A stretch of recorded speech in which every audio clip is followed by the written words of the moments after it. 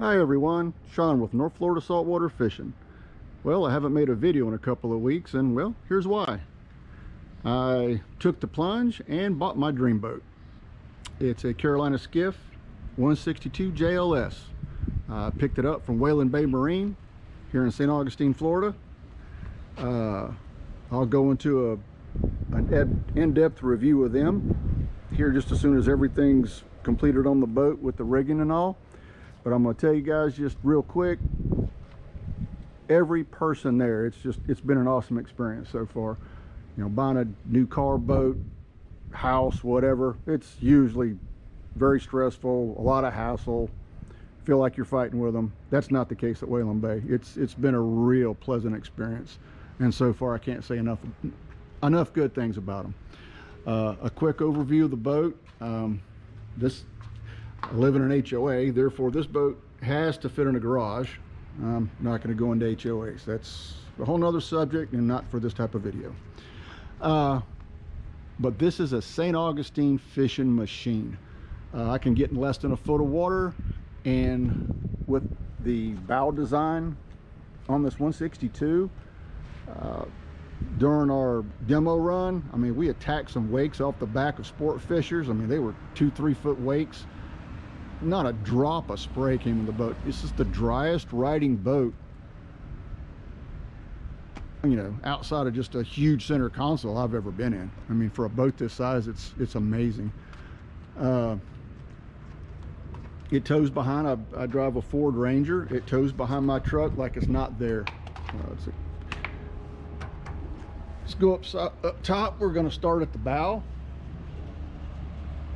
The Motor Guide I-5, 80-pound thrust.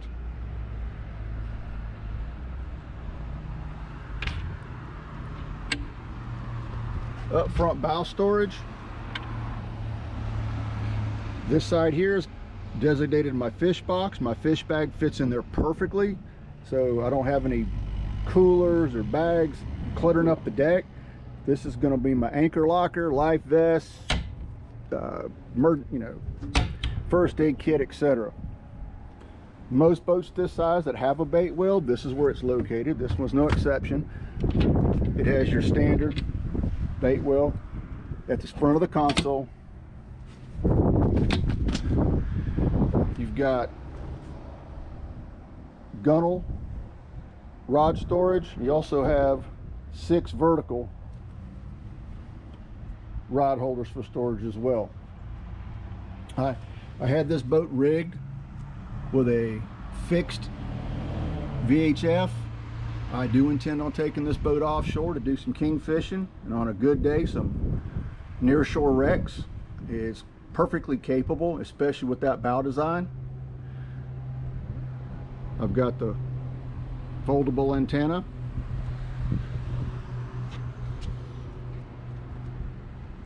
I had the Simrad Go 9 added to the boat, along with Simrad speakers,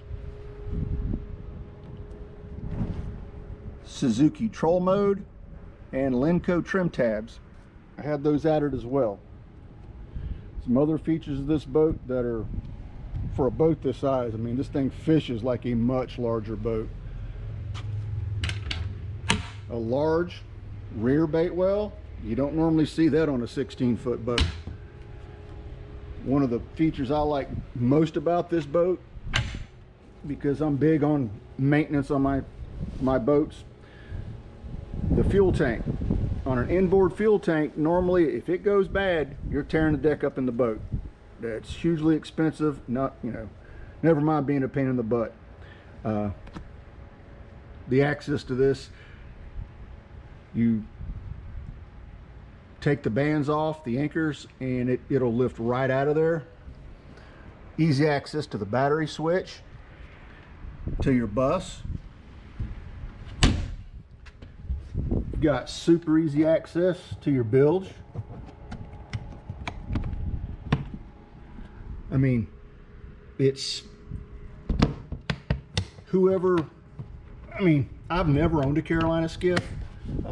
The ones that I remember were just the flat bottom utility boats. Fine fishing machines, but I mean, very bare bones.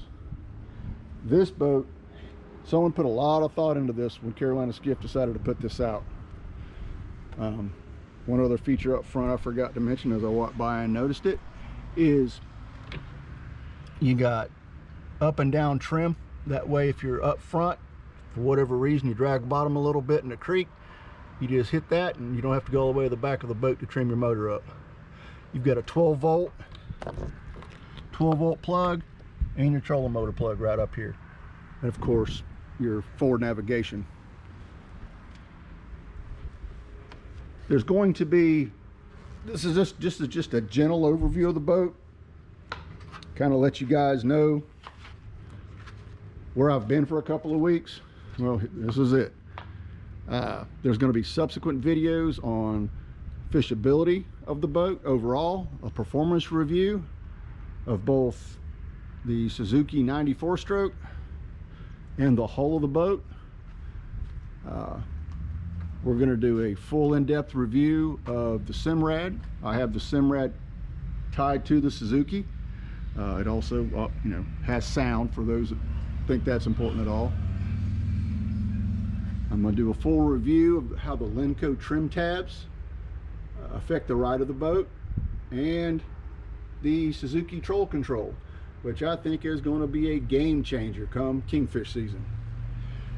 There will be a video as well on the Motor Guide i5. My last trolling motor was a Minn Kota. I'm going to give a fair and impartial review. I liked my Minn Kota, I'm not gonna lie. I liked it a lot. The reason I got the Motor Guide, full disclosure, there weren't any Minn Kotas available, and the Motor Guide actually ties into the Simrad, whereas the Minn Kota ties into Humminbird. So I figured we're gonna give Motor Guide a try. Another big, I almost forgot, another huge,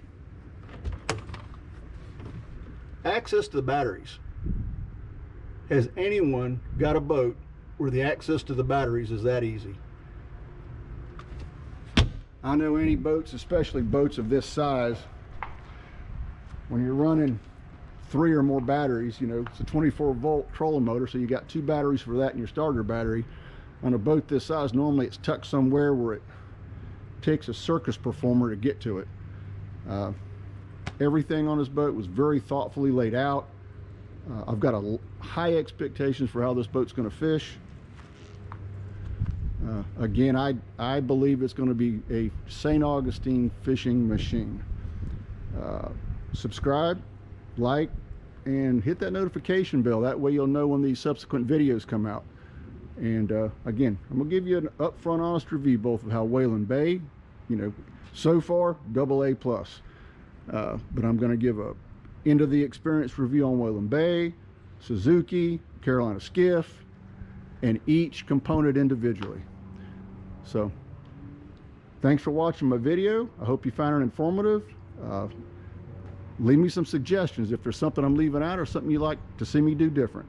This channel is for you guys, so let me know what you want and I'll see what I can do about getting it done. Hope to see you guys on the water. Tight lines and screaming drags, guys. Bye. Thank you for watching North Florida Saltwater Fishing. I hope you enjoyed the video. Please leave a comment, like, share, and subscribe.